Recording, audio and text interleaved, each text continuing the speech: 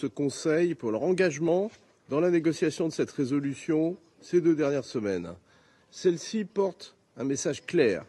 Il n'y a pas d'issue militaire au conflit dans l'Est de la République démocratique du Congo.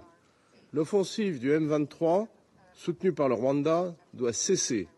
La priorité va à la conclusion d'un accord de cessez-le-feu effectif, inconditionnel et immédiat.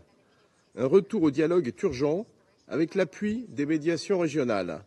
La souveraineté et l'intégrité territoriale de la République démocratique du Congo doivent être respectées. Les forces rwandaises doivent se retirer sans délai du territoire congolais, comme l'ont déjà déclaré le secrétaire général des Nations Unies et les membres de ce Conseil. La MONUSCO doit pouvoir mettre en œuvre son mandat pour le bien des populations civiles, sans être entravée dans ses actions ou sa liberté de mouvement. Cette résolution rappelle enfin le rôle clé des processus de Luanda et Nairobi en vue de trouver une solution politique durable qui passe par le retrait complet des forces rwandaises et le démantèlement des FDLR.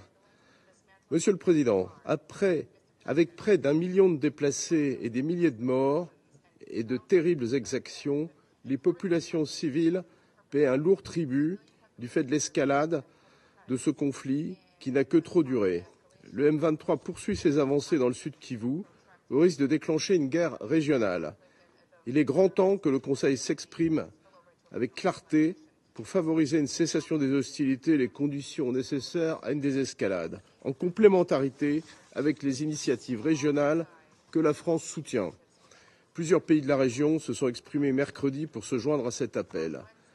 Pour terminer, je me félicite que le Conseil de sécurité se soit montré à la hauteur de cette responsabilité. Il est regrettable de cette responsabilité. Je vous remercie.